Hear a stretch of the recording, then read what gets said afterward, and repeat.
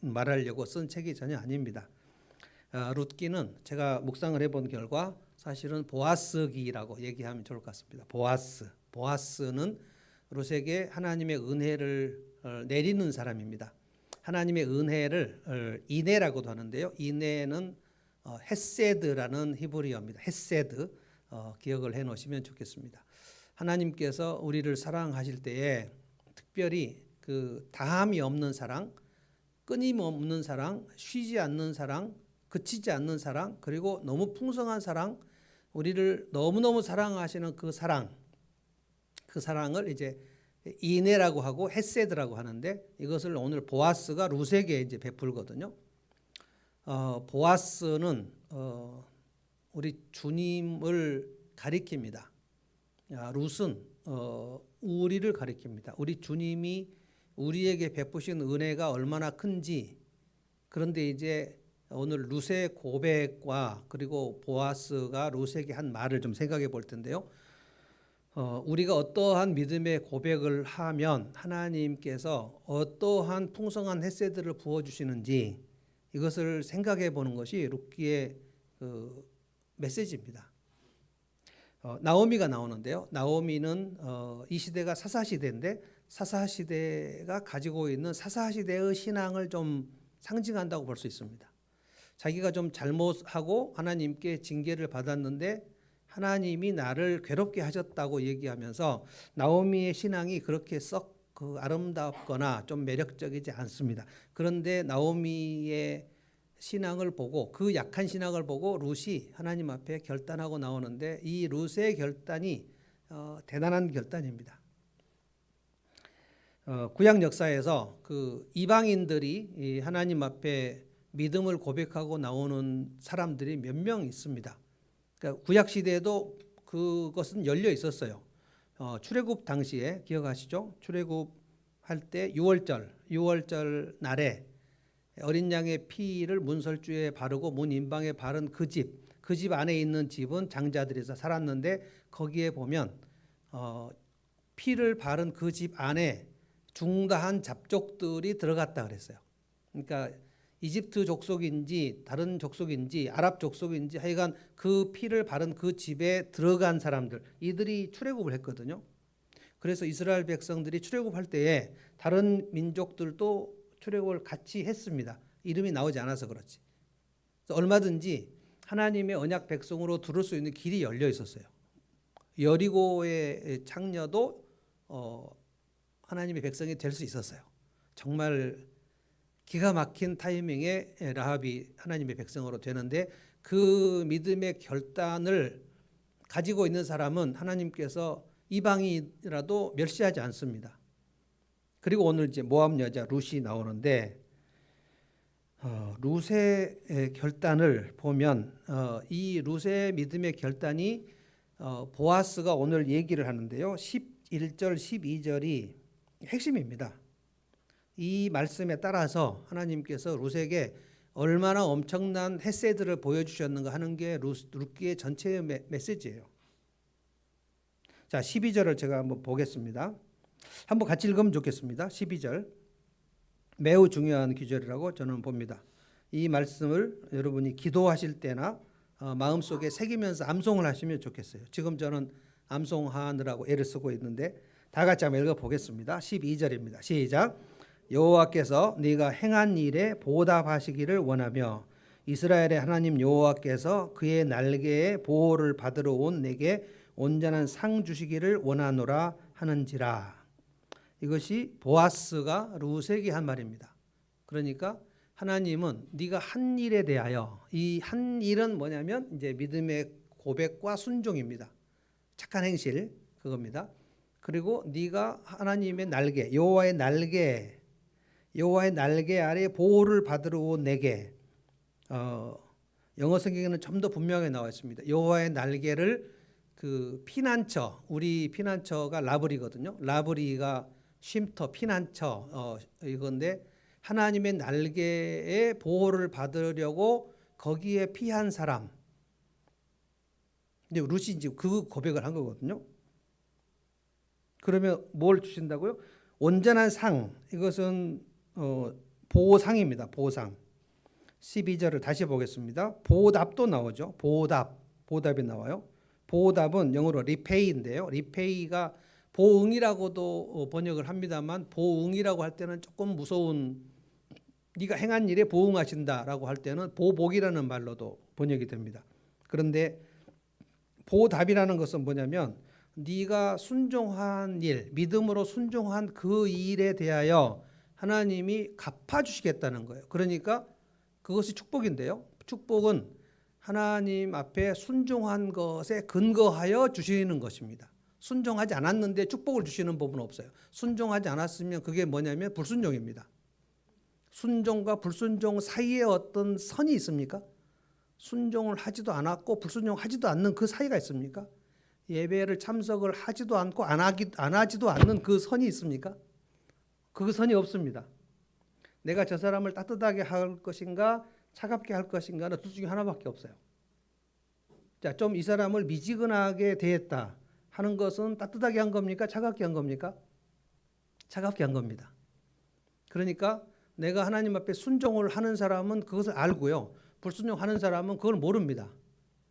그러니까 불순종하면 하나님의 복이, 하나님의 보답이 없어요. 불순종을 했는데 그 불순종을 근거로 받을 것은 징계나 징벌밖에 없습니다.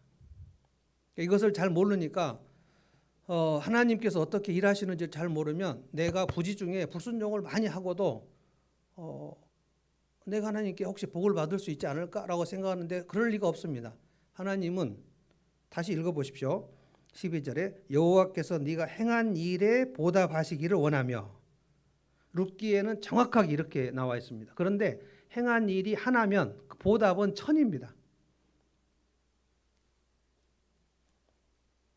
보답을 하시는 하나님, 그 다음에 보상하신 하나님.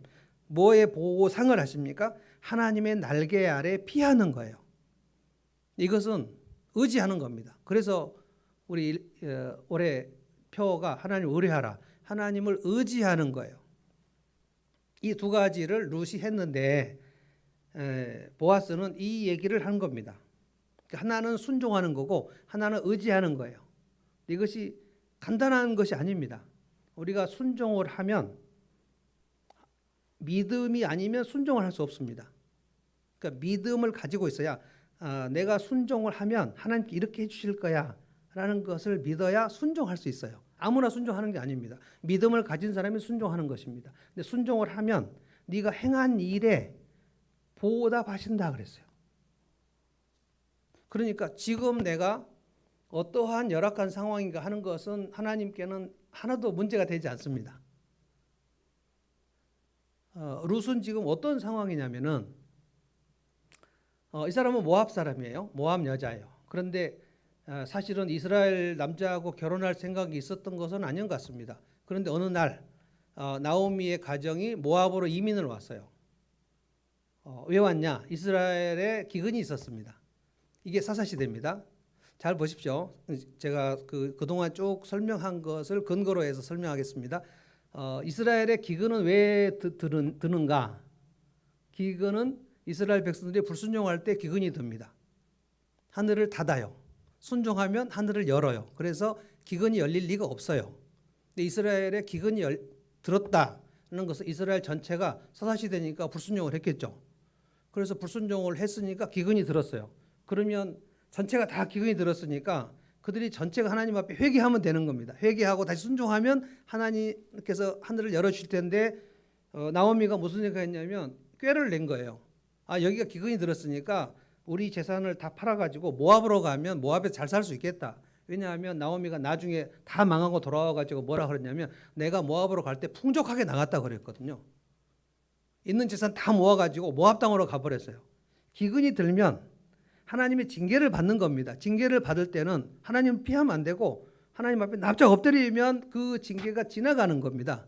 그런데 징계를 받을 때 나오미는 다 보따리 싸가지고 모압으로 가버렸어요. 잘 될 줄 알고, 자기 혼자 잘 살 줄 알고.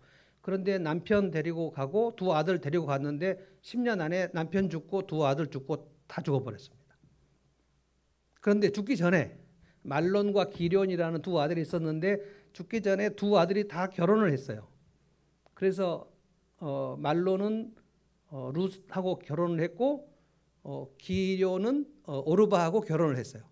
근데 결혼을 했는데 그 두 남자가 죽어버렸어요. 자, 그래서 과부가 3명 남은 겁니다. 나오미하고 룻하고 오르바가 3명이 남은 거예요. 나오미는 이렇게 될 줄 몰랐는데, 그러니까 하나님께서, 제가 지난주도 말씀드린 것 같은데, 하나님께서 우리에게 어려움을 줄 때는 둘 중에 하나밖에 없다 그랬죠. 하나는 징계고, 징계는 내가 불순종했을 때 주시는 것입니다. 근데 이때는 징계를 받을 때는 회개를 해야 됩니다. 회개를 하지 않고 있으면은 징계가 좀 더 심해집니다. 회개할 때까지. 내가 불순종하지 않았는데도 어려움이 왔다요. 그러면 이것은 징계가 아닙니다.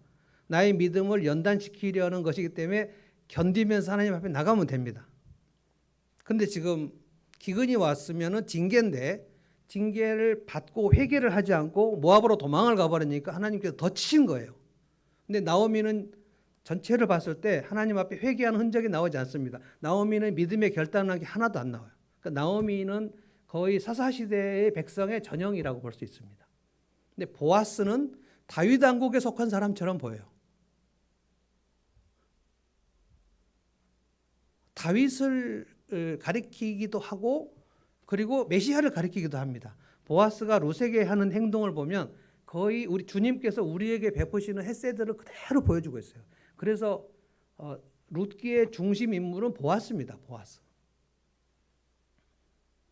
다 망하고 나오미하고 오르바하고 룻하고 다 망해가지고 나오미가 뭐라 그랬냐면, 나는 고향 베들레헴으로 돌아가려고 하니까 너희들은 젊으니까 모압에서 또 제가 해서 너희들 길을 찾아가라 라고 얘기하니까 첫째 며느리 오르바가 네 어머니 알겠습니다. 그럼 안녕히 계십시오 하고 돌아갔는데 룻은 그렇게 하지 않았어요.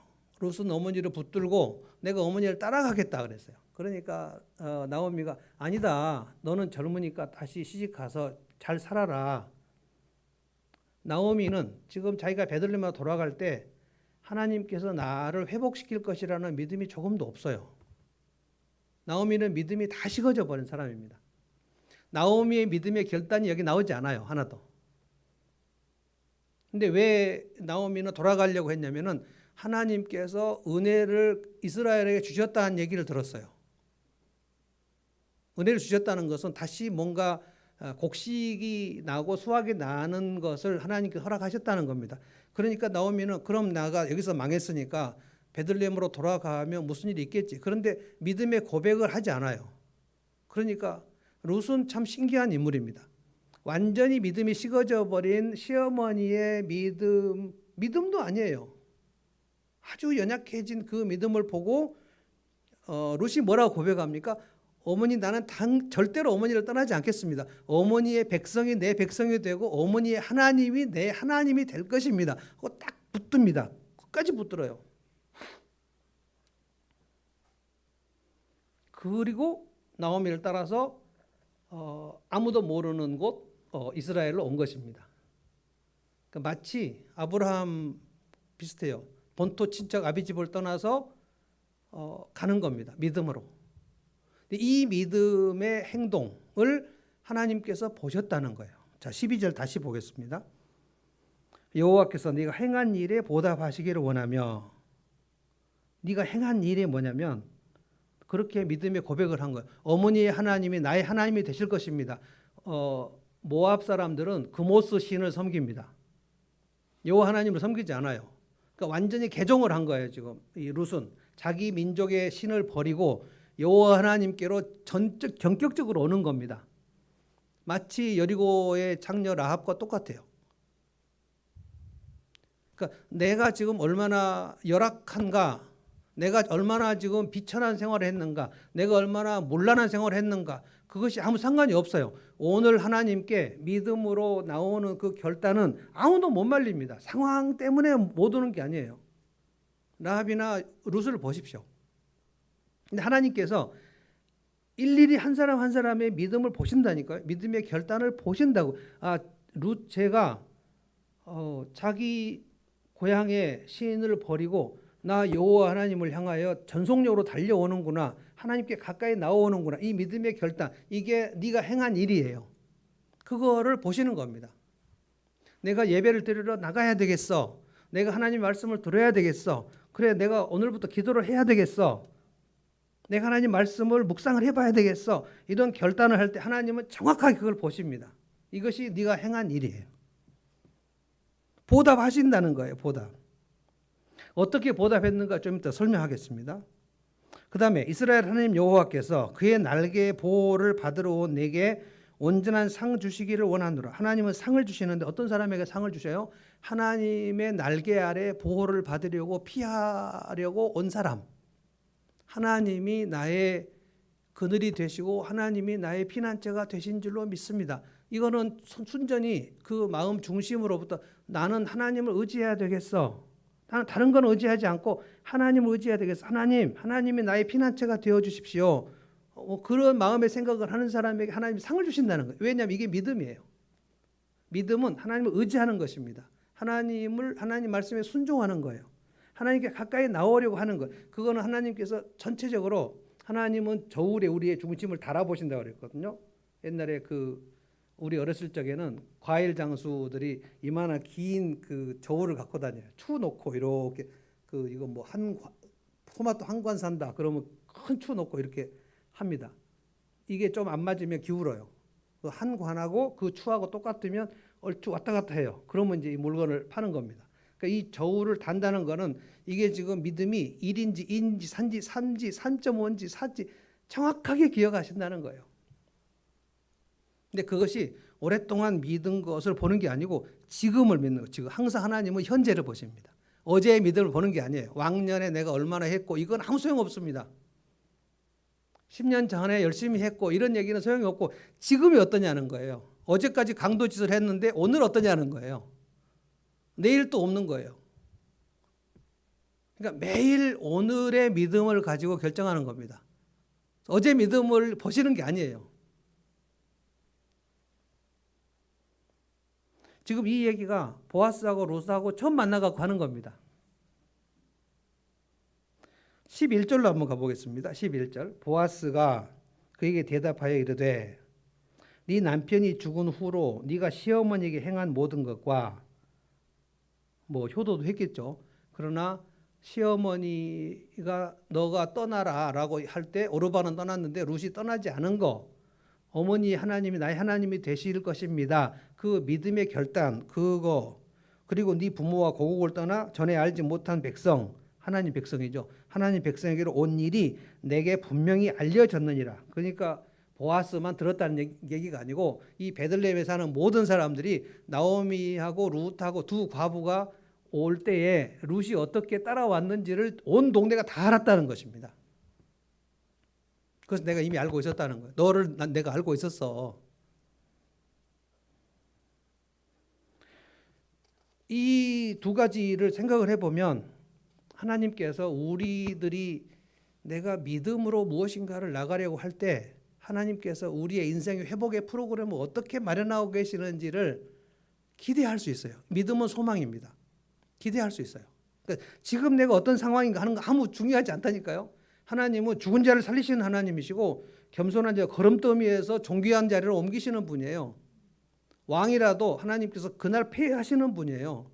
그러니까 지금 내가 잘 나가는가 못 나가는가 하는 것은 아무 중요하지가 않아요.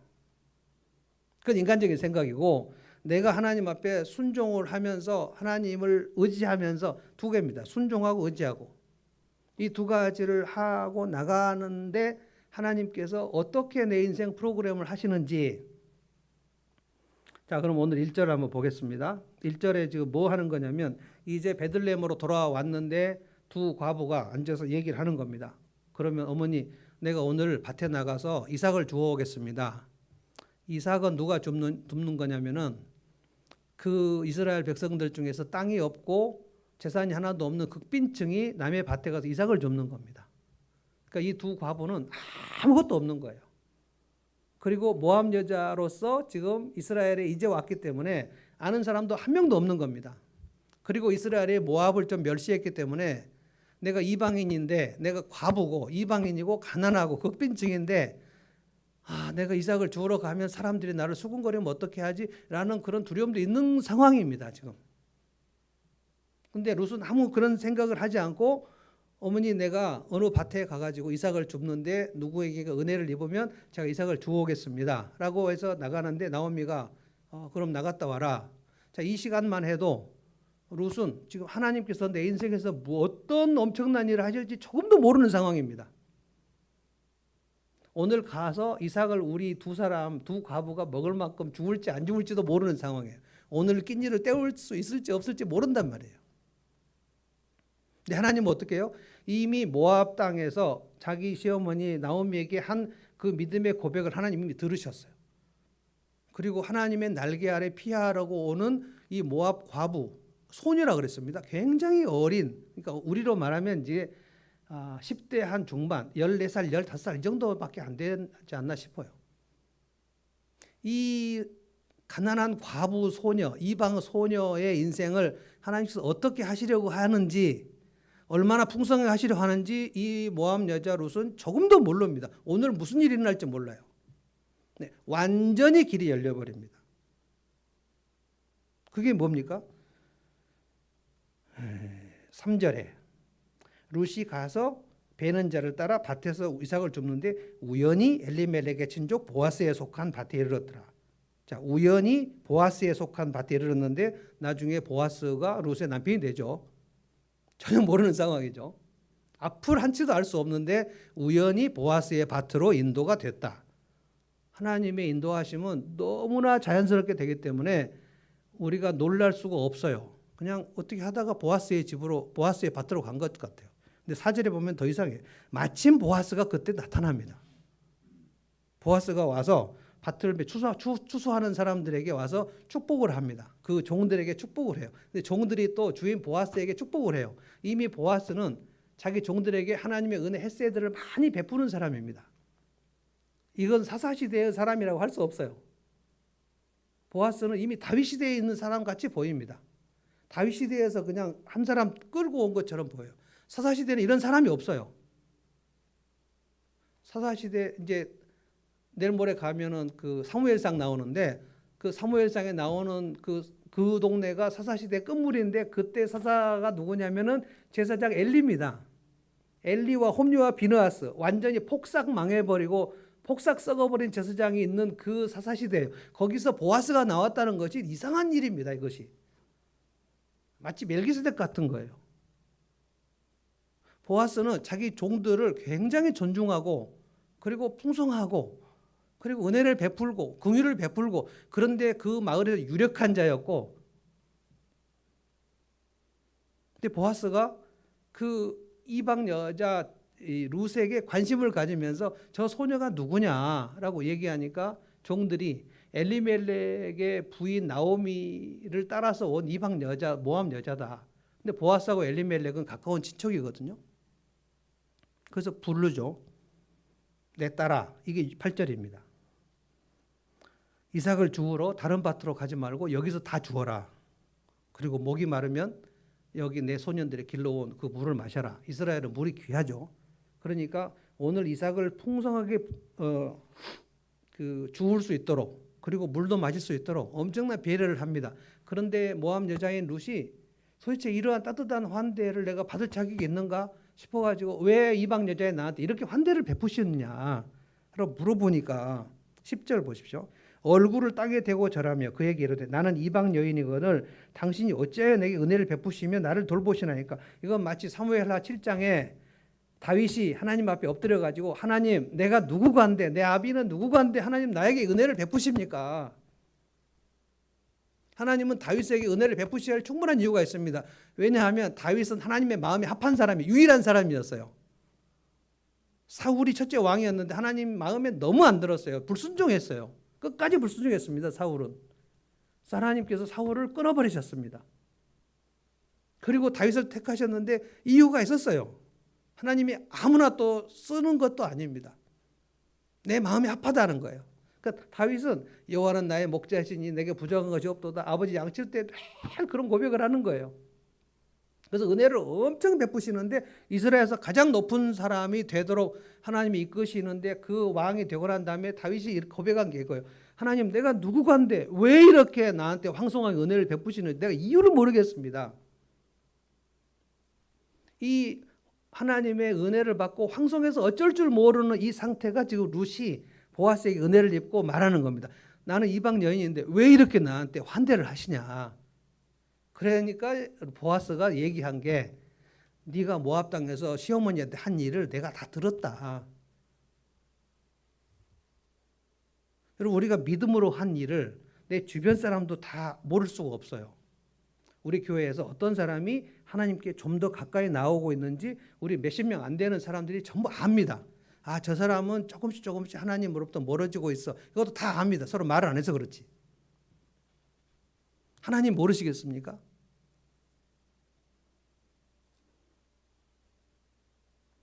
그러면 하나님께서 보답을 하시고 하나님이 보상을 하신다고 얘기했는데 하나님은 하나님 앞에 믿음으로 순종한 사람에게는 반드시 보답을 하시고 하나님께 피한다고 하나님 의지한다고 하는 사람은 반드시 보상을 하시는데 어떻게 하시냐고요. 자, 룻에게는 맨 먼저 어떻게 하셔요? 오늘 먹고 살 방법을 다 마련해 주시죠. 오늘 이삭을 충분히 줍도록 그리고 물도 먹을 수 있도록 먹고 살 길을 마련해 주죠. 이거는 시작에 불과한 거예요. 그다음 본문을 쭉 보면 나오미의 땅, 나오미가 모압 갈 때 잃어버린 그 땅을 다시 되찾아 주는 일을 보아스가 맡아놓고 합니다. 책임지고 합니다. 이 기업을 무르는 그 일을 영어로는 리딤이라고 하고 이거를 구속이라고 합니다. 구속. 내가 잃어버린 권리를 되찾도록 값을 지불해. 근데 구속을 하는데 대신 값을 지불해. 이것을 대속이라고 합니다. 그러니까 보아스는 나오미와 룻에게 구속자입니다. 구속자. 이것을 히브리어로 고엘이라 그래요. 고엘. 이 구속자가 메시아 예수 그리스도의 일을 지금 하는 겁니다. 근데 보아스가 매우 책임 있게 나오미의 땅을 회복시키는 그 일을 해요. 그런데 보아스보다 엘리멜렉하고 좀 더 가까운 친척이 하나 있었어요. 네, 보아스가 룻에게 얘기합니다. 내가 이 가까운 친척에게 너네 땅을 기업을 물으는 일을 먼저 물어볼 텐데 그 사람이 안 하겠다 그러면 내가 책임지고 하겠다. 반드시 네 땅을 돌려주겠다는 거예요. 나오미의 땅이지만 나오미가 죽으면 그게 룻이 땅이 되는 거거든요. 자, 그러면 어떻게 합니까?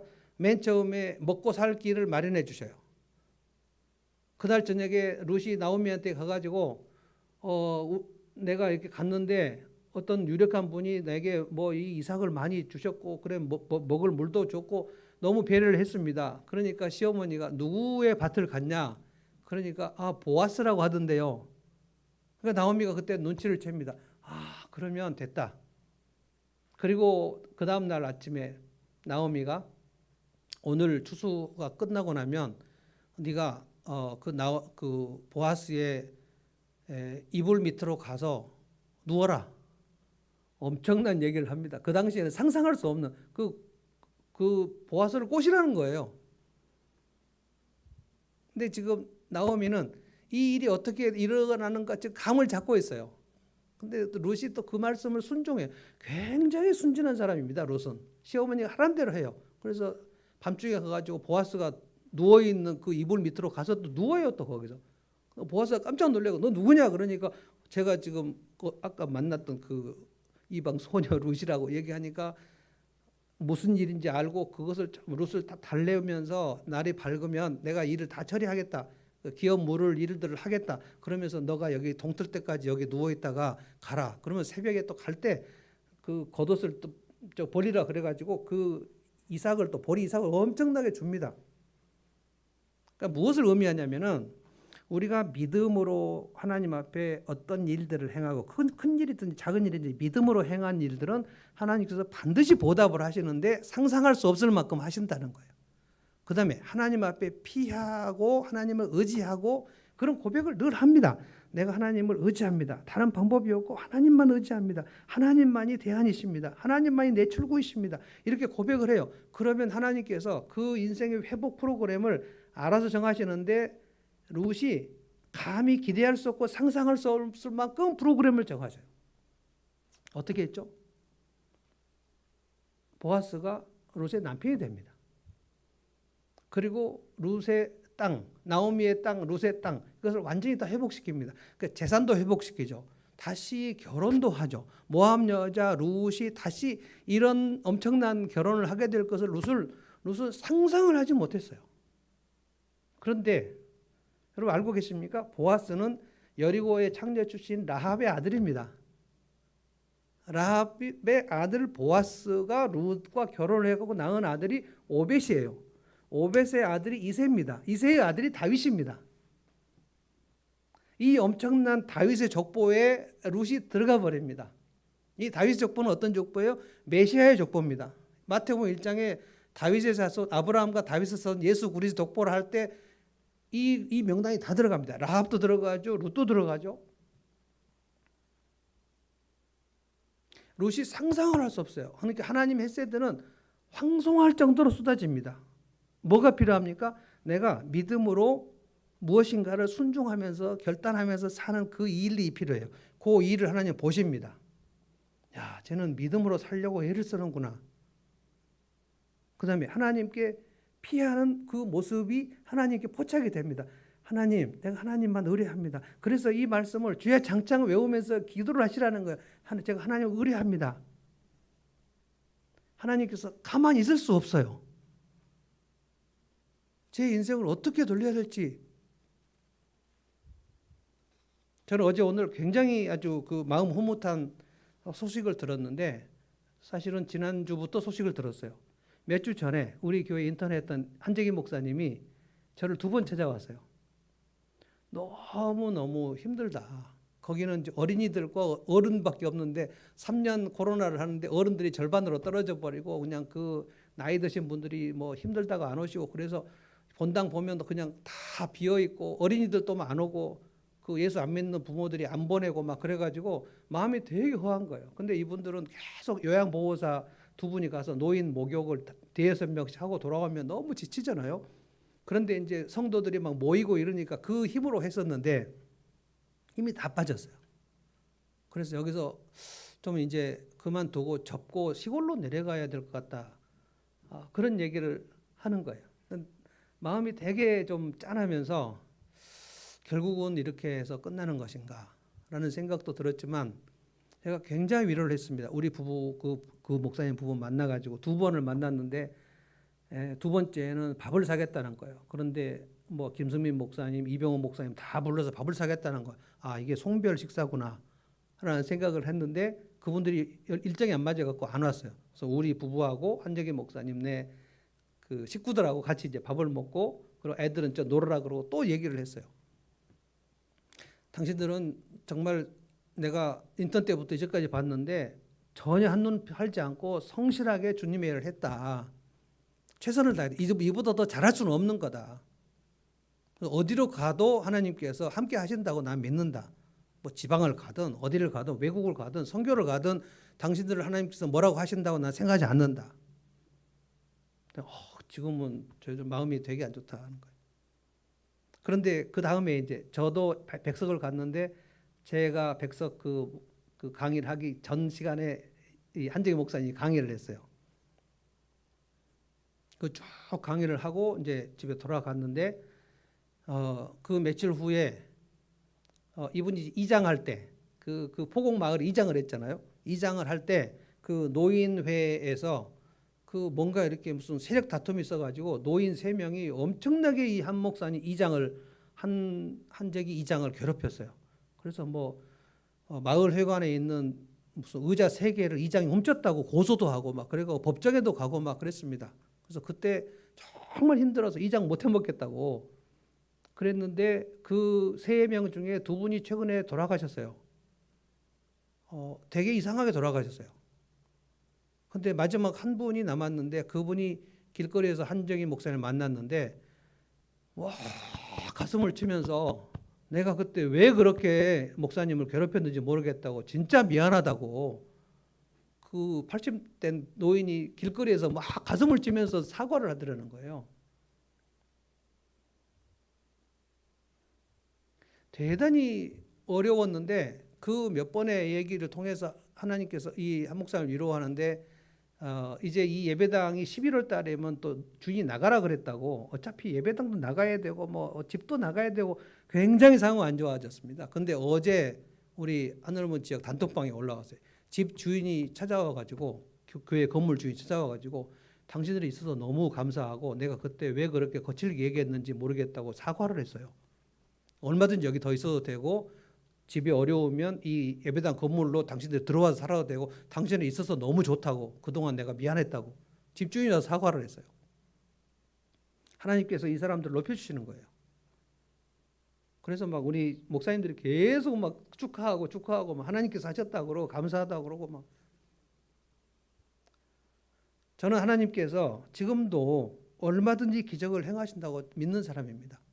그래서 어떠한 열악한 상황인가 하는 것은 우리에게는 되게 열악한 상황이 힘들어 보이고 이것은 길이 없어 보이고 어떻게 해야 될지 모르겠다고 생각하겠지만 그 상황이 내게 대안이 없는 상황이 하나님께는 대단히 좋은 상황입니다. 우리가 믿음으로 결단하고 하나님을 의지하는 유일한 시간이 내가 대안이 없는 상황이거든요. 그때 하나님께 순종하면서 하나님을 의지하는 겁니다. 그걸 하나님은 보시고 싶어요. 우리의 믿음의 고백과 결단과 순종을 보고 싶어 해요. 그래서 어려우면 가장 어려움을 이기는 방법은 나보다 더 어려운 사람을 찾아서 돕는 겁니다. 그 순종을 하면 하나님께서는 보답을 하시는데 내가 1,000원을 한 명을 이 사람을 지금 주었으면 하나님께서는 수천 배로 갚으실 계획을 세요. 그 인생의 회복의 프로그램을 정하신단 말이에요. 그 하나님을 믿으시라고요. 아멘? 뭐 별로 아멘이 크지도 않아. 이 믿음의 데시벨이 커야 믿음이 큰 거거든요. 이것은 농담인데 웃지도 않아 또. 자, 찬송하십시다. 찬송. 뭐 하냐면은 아까 했던 449장 찬송합시다. 이 찬송을 오늘 꼭 부르고 싶었어요. 후렴이 뭐냐면 의지하고 순종하는 길은 예수 안에 즐겁고 복된 길이로다. 복이 터진다 이 말이에요. 의지하고 순종하는 것. 이것이 루시 했던 것입니다. 예수 따라가고 복을 순종하고 우리 행할 길을 환하겠다. 해를 당하거나 고생할 때 주께서 위로해 주실 것이다. 남의 짐을 지고 슬픔을 위로해 보라는 거예요. 주가 상급을 주신다는 겁니다. 우리 받은 것을 주께 드려보라는 거예요. 그러면 우리 기쁨이 커진다는 겁니다. 주를 힘입어서 말씀을 잘 배우고 주를 모시고 살아가 보자는 거예요. 의지하고 순종하면 어떻게 해요? 하나님께서 즐겁고 복된 길로 안내하신다. 한번 찬송해 봅시다.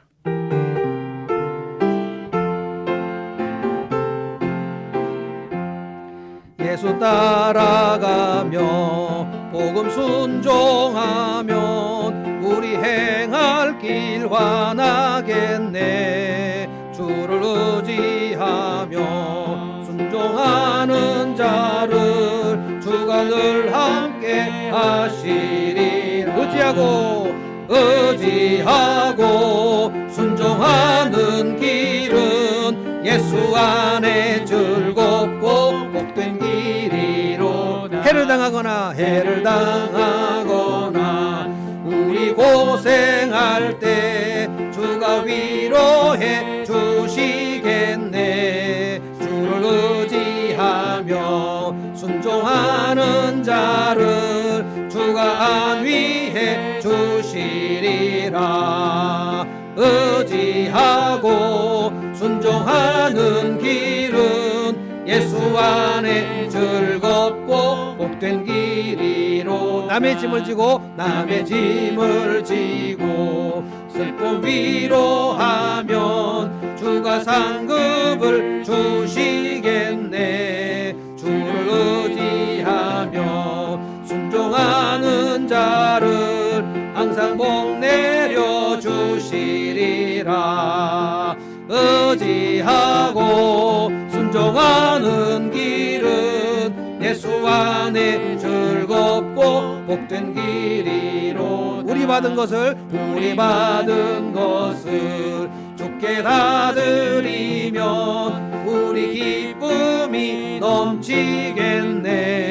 주를 의지하며 순종하는 자를 은혜 풍성케 하시리. 의지하고 순종하는 길은 예수 안에 즐겁고 복된 길이로. 주를 힘입어서 말씀 잘 배우고 주를 모시고 살아가세. 주를 의지하며 항상 순종하면 주가 사랑해 주시리라. 의지하고 순종하는 길은 예수 안에 즐겁고 복된 길이로다. 아멘. 기도하겠습니다. 하나님 감사합니다. 저희가 룻처럼 살아보기를 원합니다. 모압 과부 룻이 아무것도 없는 상태에서 빈 털털이 시어머니를 모시고 어머니의 하나님은 나의 하나님이시고 어머니의 백성은 나의 백성이 되시리니 이 고백을 했을 때 주님께서 그 고백을 들으신 줄로 믿습니다. 주님, 저희가 열악한 상황이랄지라도 주님 앞에 믿음의 결단하고 지극히 작은 일에 순종하면 주께서 주목하시고 반드시 보답하시는 줄로 믿습니다. 주님, 주님께 피하는 자들, 주님의 날개 아래 보호를 받으러 온 자들은 주께서 반드시 상 주시는 줄 믿습니다. 이것이 믿음으로 한 일이면 주께서 기뻐하시면서 믿음이 없이는 하나님을 기쁘시게 못하나니 그래서 믿음으로 한 일은 주님이 기뻐하시는 줄로 믿습니다. 하나님께 나아가는 자는 반드시 그가 계신 것과 자기를 찾는 자들에게 상 주시는 힘을 믿어야 할지니라. 이 믿음 가지고 오늘 또 살기를 원합니다. 주님, 지금 저희가 살기가 참으로 팍팍하지만 주님, 저희가 더 순종해 보기를 원합니다. 주님 앞에 예배하며 찬송하며 그리고 서로 사랑하며 연약한 자가 있으면 그를 돌보며 나누며 주님의 사랑과 은혜를 쏟아 부어 보며 그리고 시도 때도 없이 주님을 의지하며 주님의 날개 아래 보호를 받기로 결단하며 주님께 피하면 주께서 상 주시는 줄로 믿습니다. 모압 여자 룻에게 주님께서 먹고 살 길을 주신 것은 시작에 불과한 것이었고 그리고 남편감이 생겼고 그리고 재산이 생겼고 그리고 놀라운 것은 다윗 왕의 조상이 되었고 메시아의 족보에 들어가게 되는 엄청난 축복이 기다리고 있는 것, 그가 상상도 못했던 일들을 하나님께서는 계획하시는 줄로 믿습니다. 주님, 저희들도 우리가 믿음으로 살며 주님을 의지하며 순종하면 우리가 지금까지 생각지도 못했던 하나님의 엄청난 축복의 회복의 프로그램이 우리를 기다리고 있을 줄로 믿습니다. 주님 순종하면 주님께서 자식들에게 복을 주시는 줄로 믿습니다. 주님, 우리가 주님 앞에 헌신하면 자손 천대까지 복 주시는 줄로 믿습니다. 이 믿음으로 우리가 오늘도 순종하며 나아갑니다. 주님, 전심으로 예배하며 하나님 말씀을 들었사오니 이 말씀 듣고 깨달은 대로 내일부터 또 순종하며 주님을 의지하면 주께서 복된 길로 인도하여 주실 줄로 믿습니다. 예수님의 이름으로 기도하옵나이다.